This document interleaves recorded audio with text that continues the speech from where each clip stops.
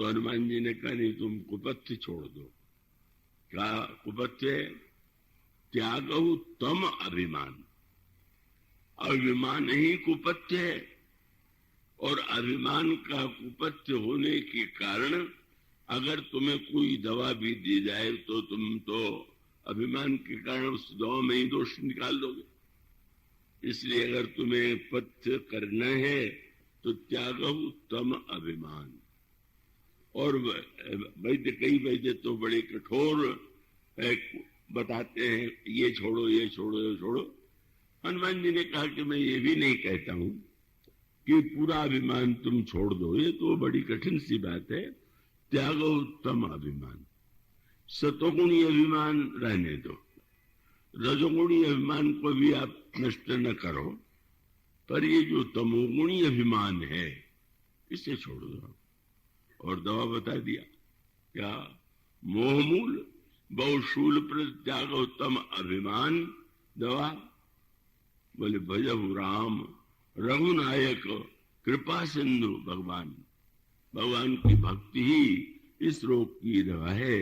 श्री राम रघुनायक हैं, भगवान है, तुम उनका भजन करो। सदगुरु वैद्य स्वयं शंकर जी के अवतार हनुमान जी रावण को समझाते हैं, पर जब वैद्य अपने आप को, रोगी अपने आप को वैद्य से अधिक बुद्धिमान मान ले, कोई रावण का स्वभाव। हनुमान जी ने बताया तो गोस्वामी जी ने कहा, खूब हंसा। हनुमान जी ने कहा, हंसी क्यों आ रही है? बोले तुम मुझे बता रहे हो? उसका शब्द यह था, बोला भी हंसी मां अभिमानी। हनुमान जी ने कहा कि तमो में अभिमान छोड़ दो, और हंस रहा है। और गोस्वामी जी कहते हैं, महाअभिमान से भर करके मुझसे श्रेष्ठ कौन है, मुझसे कौन बुद्धिमान है? तो मोह मूल बहुशूल त्यागो अभिमान के सामने वो कहता, बोला भी हंसी मां अभिमानी। और मिला हम ही कभी गुरु बढ़ गया नहीं, मुझे अब बंदर ही गुरु मिलेगा। माने शंकर के रूप में जिनको गुरु मानता है, हनुमान जी के रूप में नहीं।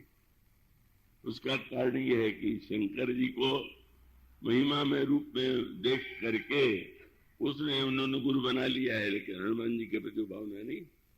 और उससे भी बड़ी बात क्या है कि भाई वैद्य बताता है कि रोगी जी अच्छा होगा, कि देर में अच्छा होगा, कि उसकी मृत्यु हो जाएगी। लेकिन अगर कोई ऐसा रोगी हो जाए, मिल जाए कि जो वैद्य को ही बताने लगे कि तुम मरने वाले हो, तो उसकी स्थिति क्या होगी? रावण इसी प्रकार का। रावण ने कहा, मुझे बता रहे हो दवा, मृत्यु निकट आई खल कोई, मृत्यु तुम्हारे पास आ गई, लागे से अधम सिखावन मोही। तुम्हारा ये दुस्साहस कि तुम मुझे सिखाने की चेष्टा करो। उसका अभिप्राय क्या है? सर्वश्रेष्ठ दवा, सर्वश्रेष्ठ पथ्य और बताने वाले हनुमान जी, लेकिन रावण ने उसका तिरस्कार कर दिया। उसका मूल सूत्र यह है, अगर गरुड़ के हृदय में इस प्रकार का रोग है और उस रोग का नाश करने के लिए राम कथा की दवा सर्वश्रेष्ठ है, तो नारद जी भी सुना सकते, ब्रह्मा भी और शंकर जी भी। लेकिन जब गरुड़ गए ब्रह्मा नारद के पास, तो प्रणाम नहीं किया नारद जी को। क्यों? बोले मैं आ गया तो इसका अर्थ सूर्य के मुझसे बड़े। ये तो कभी कभी भगवान के धाम में आते, मैं तो निरंतर भी रहता हूं, तो मैं इन्हें क्यों प्रणाम करूं? नारद जी ने कथा क्यों नहीं सुनाई? बोले अब ये मुझसे जो सुनेगा उन पर विश्वास होगा नहीं, और ऐसी स्थिति में चलो, मेरे प्रति आदर नहीं है, अभिमान के मारे मुझे प्रणाम नहीं किया, तो ब्रह्मा के पास। मानो अगर साहित्यिक भाषा में कहें तो उन्होंने कहा कि मैं एक मुख वाला हूं, शायद इसको और अधिक मुख वाला चाहिए, और ब्रह्मा जी तो 4 मुख वाले हैं, तो भेज दिया। लेकिन वहां पर भी वो इतना बड़ा अभिमान, ब्रह्मा को भी प्रणाम नहीं किया। तब खगपति विरंची पा गया और निज संदेह सुनावत भयो। ब्रह्मा समझ गए, मानो दवा है, वैद्य दवा दे सकता है, पर वे जानते हैं कि अगर ऐसा कोई रोगी हो जो वैद्य की दवा को तिरस्कार की दृष्टि से, उपेक्षा की दृष्टि से या लेकर के भी फेंक दे, तो उसे क्या दवा देने से लाभ। और इसलिए उन्होंने सोचा कि अब मेरे प्रति अगर आदर नहीं है तो शंकर जी तो पंचानन है, उन्हीं के पास भेजे, पंचमुख है। इतने दौर के बाद अब ये इतना अवश्य अंतर आया गरुड़ में कि तब जब वो पहुंचे शंकर जी के पास तो पार्वती जी को शंकर ने सुनाया कि अब थोड़ा बदलाव आया। क्या? ते मम पद सादर सिरनावा, बड़े आदर से प्रणाम किया। प्रणाम ये मान करके किया कि जब हमारे स्वामी विष्णु भी प्रणाम करते हैं तो मुझे तो करनी चाहिए। उसमें भी ये मान करके जब प्रणाम किया तो व्यंग्य क्या था? एक मुख वाले ने चार मुख के पास, चार मुख वाले ने पंचमुख के पास। तो शंकर जी ने हंस के सोचा कि अगर मुख की संख्या से ही विशेषता आती हो तो अब इसको मुझे दशानन के पास भेजना होगा, वो तो मुझसे दूने मुंह वाला है। नारद से, ब्रह्मा से, शंकर जी से बोले अब जा करू कौए से सुनो, उल्टा क्रम। क्यों? बोले कौए के पास जाने में भी जब तुम्हें संकोच न हो तो इसका अर्थ है अपनी बुद्धिमत्ता का अभिमान अब मिट गया। अब तुम्हें रोग की, जैसे रोग कोई बहुत कठिन प्रतीत होने लगा तो व्यक्ति जो बता दे उसी के पास जाता है, मुझे तो दो दवा दे दो। मानो उन्होंने यही कहा कि अब तो तुम जाओ कौवे के पास, और पक्षियों में भी तुम पक्षीराज हो, और कौवा जो है सबसे नीचे वाला पक्षी माना जाता है। इस क्रम का अभिप्राय यह है, इसका तात्पर्य यह है कि अगर हमारे जीवन में मोह है, हमारे जीवन में मोह के साथ यह ज्ञान हो कि मुझे मोह है, तो वो समस्या का समाधान हो सकता है। पर मोह होने के बाद भी किसी व्यक्ति को अपने मोह को ही वो ज्ञान मान बैठे और अपने मोह पर उसका जो उसके अंतःकरण में यह समझ में आना चाहिए कि वो मोहग्रस्त है, वो नहीं समझ पा रहा है। इसलिए जब उन्होंने कहा कि तुम जाओ, वही शब्द जिसकी कथा कल कही जा रही थी, आज तो बहुत अधिक लोग हैं, उसका सूत्र वही है जो कल बात कही गई थी। भुसुंडी जी ही वो हैं जिन्होंने जिनके प्रसंग में ये चौपाई आई है। गरुड़ को महान ज्ञानी माना जाता है। गरुड़ वो महाज्ञानी है। अब उन्हें आश्चर्य हुआ कि लोमश जी ने जब ज्ञान की शिक्षा दिया, अब यहां पर कृपया एकाग्रता से समझेंगे, ज्ञान और भक्ति में सबसे बड़ी दोनों में सबसे बड़ा अंतर क्या है कि ज्ञान में अभिमान की संभावना तो बनी ही रहेगी।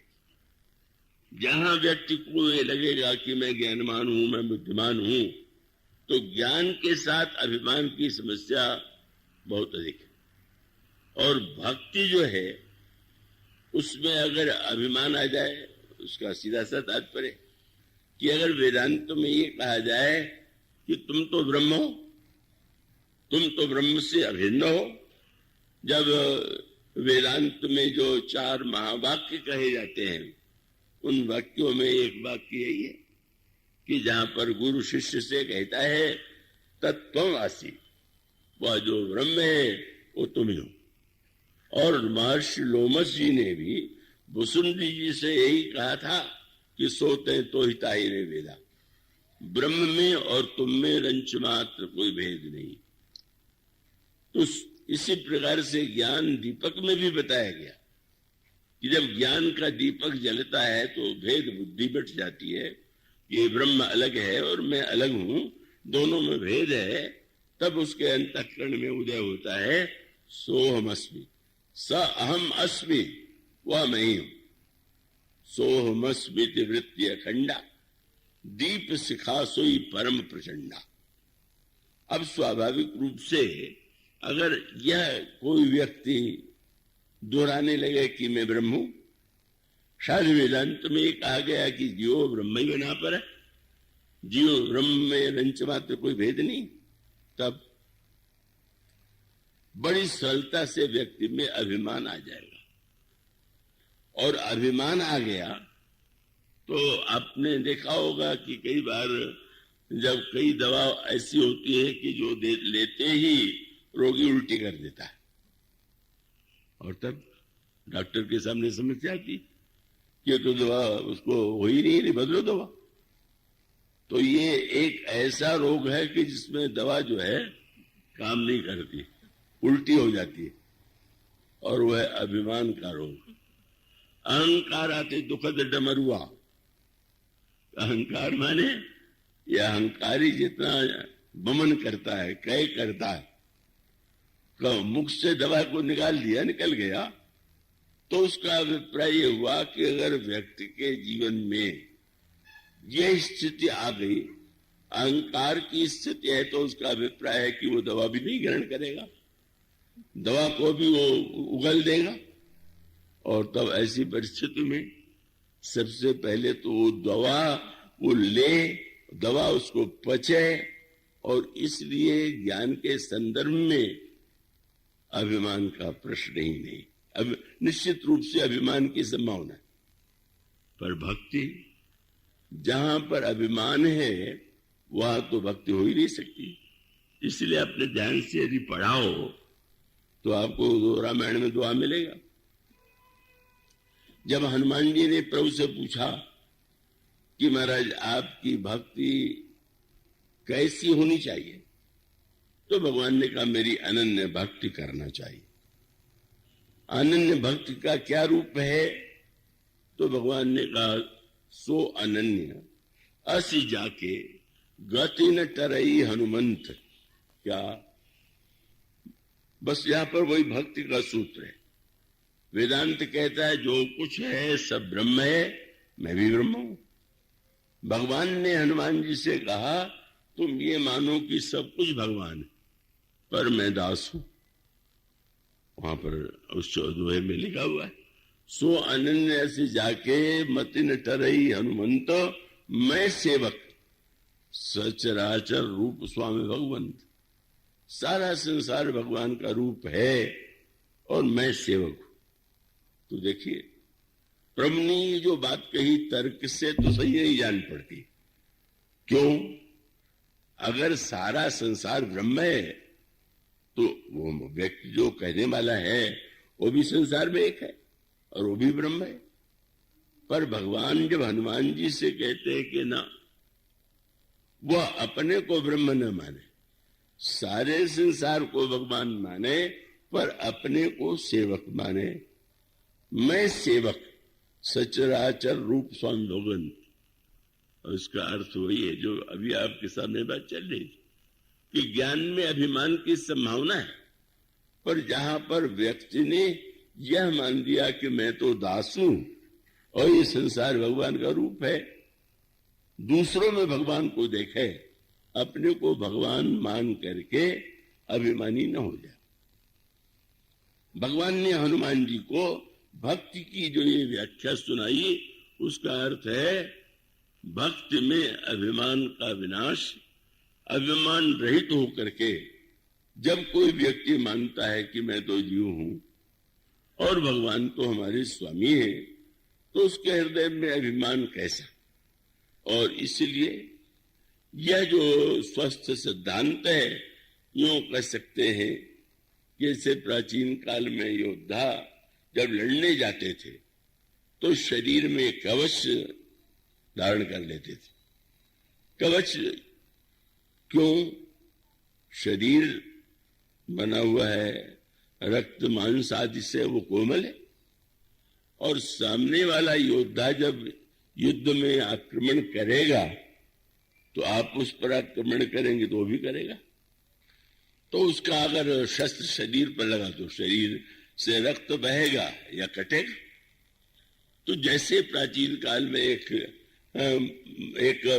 ऊपर से जिसको कवच बख्तर कहा जाता था पुराने समय में, उसको योद्धा पहन लेते थे और बड़ा कठोर होता था। तो मानो ये जो व्यक्ति के जीवन में कवच है, अगर कोई भक्ति करना चाहता है तो उसको एक कवच ऐसा धारण करना चाहिए कि जो अभिमान से उसकी रक्षा करे। और तब भगवान का तात्पर्य ये था कि यह कवच क्या है, जहां हम यह माने कि मैं तो दास हूं, मैं स्वामी नहीं हूं, मैं ब्रह्म नहीं हूं, मैं भगवान नहीं हूं। तो मानो इस धारणा में जब व्यक्ति स्थित हो जाता है तो ऐसी स्थिति में स्वाभाविक रूप से अभिमान के द्वारा वो उसका विनाश नहीं होता। इसलिए भगवान शंकर ने जब भेजा भुसुंडी के पास तो उसका अभिप्राय कि मैं महान ज्ञानी हूं, मैं भगवान विष्णु का वाहन हूं, मैं सर्वश्रेष्ठ हूं और मैंने लंका के युद्ध में श्री राम को भी मुक्त किया है। अगर ये अभिमान होगा तो क्या सुनोगे और क्या तुम्हारा समाधान होगा? अगर उससे तुम मुक्त होना चाहते हो तो एक मूल अंतर जो कल बताया गया था, ज्ञान का अभिप्राय है तत्व की खोज, और भक्ति में तत्व की प्रधानता न होकर के रुचि की प्रधानता है। अब कल तो बड़े विस्तार से उसी की चर्चा की गई थी।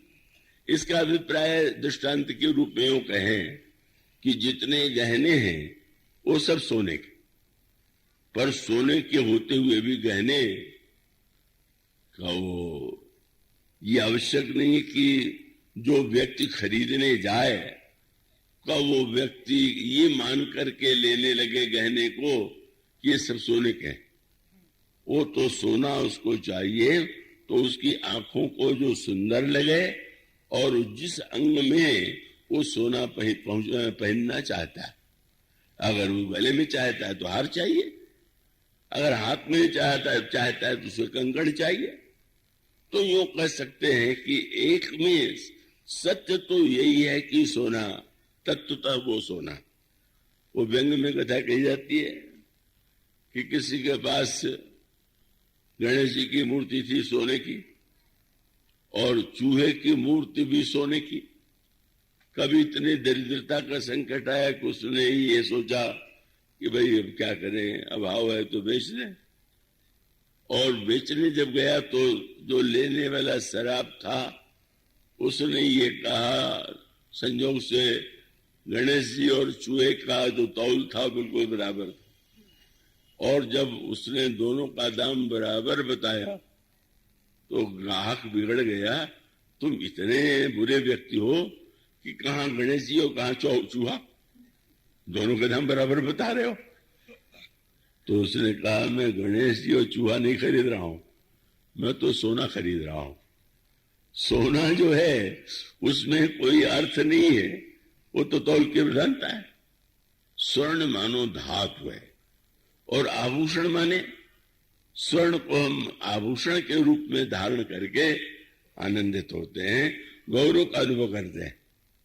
तो इसके लिए एक शब्द कहा गया था कि ज्ञान में तत्व की प्रधानता है और भक्ति में रुचि की प्रधानता है। भोजन है, अब अगर कोई भोजन की व्याख्या ये कह के करने लगे कि सारी मिठाइयां घी में बनी है या चीनी है या ये है, तो इससे तो समाधान नहीं होता। आपकी जिह्वा को जो स्वादिष्ट लगता है वो आपके लिए रुचि रहे, रुचिपूर्ण है। और इसका अर्थ ये है कि ज्ञान का जो तत्व है और भक्ति का जो भाव है और जिस भाव में रुचि की प्रधानता है, इसलिए अगर ब्रह्म मिलेगा तो सबको एक जैसा, निराकार ब्रह्म की अनुभूति होगी तो एक जैसी।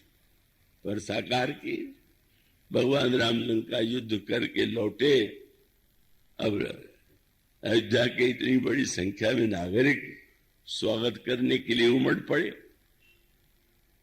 और सभी चाहते हैं, आज भी जैसे होता है, कोई बड़ा व्यक्ति आ जाए तो लोग और पास जाना चाहते हैं।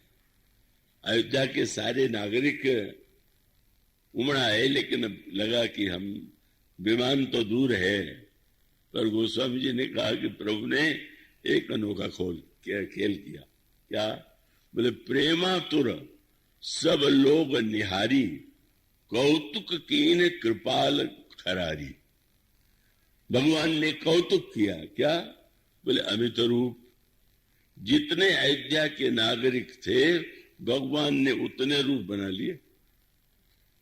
और फिर अमित रूप प्रगटे ते काला, और जथा जोग मिले सब ही कृपाला। और सूत्र क्या है? सबको राम मिल रहे हैं। अब आनंद क्या है कि प्रत्येक व्यक्ति बहुत अपने को सौभाग्यशाली मान रहा है कि प्रभु कितने कृपालु हैं कि वो तो सबसे पहले मेरे पास चले आए। उसे पता नहीं कि दूसरे वाले के पास में खड़े। हर व्यक्ति को सामने, और किसी के पास समय नहीं है कि बगल वाले के राम को देखे, अपने राम में डूबा हुआ है। और गोस्वामी जी से पूछा गया कि सबको श्री राम एक ही जैसे मिले? बोले नहीं, जो जी भांति रहा अभिलाखी। सारा आनंद जो है, हम भगवान से ये नहीं कहते कि आप कैसे हैं, हम भगवान से कहते हैं हमारे लिए तो ऐसे बन जाइए, हम इस रूप में आपको पाना चाहते हैं। अब भगवान जगत पिता है, ये तो एक अलग बात हुई, पर भक्त कहता है जब मेरे बालक बन जाइए, तो उसकी रुचि और भावना है, और भगवान उस भक्त की रुचि की रक्षा करते हैं। यही भक्त की विशेषता है। और इसलिए गोस्वामी जी ने कहा, भुसुंडी जी कहाँ रहते हैं? शंकर जी कैलाश पर्वत पर रहते हैं। शंकर जी साक्षात ज्ञान में है, और वो तत्व का पर्वत है। और भुसुंडी जी का जो पर्वत है, जहां पर वो रहते हैं, उसके 4 शिखर हैं, और उसके लिए एक शब्द आया है, बस वही मूल है। तेई गिरी रुचिर बसई खग सोई, जहां सुनास कल्पांत न होई। वो रुचिर पर्वत है, ज्ञान का पर्वत, तत्व का पर्वत है, और भक्त का पर्वत, रुचि का पर्वत। और इसीलिए ज्ञान और भक्ति, जब आप तत्व को जानना चाहें तो उसका भी आनंद ले सकते हैं, और जब रुचि के द्वारा आप रस पाना चाहें तो वो भक्त के द्वारा प्राप्त होता है। इसलिए यह जो हमारी रुचि है, भक्ति है, वही हम अगर दुख का विनाश चाहते हैं तो दुख का क्या स्वरूप है, दुख को कैसे, किन कारणों से उसका उदय हुआ है, और वो कैसे मिटेगा, यह उस मणि और भक्त दीपक की तुलना में बताया गया।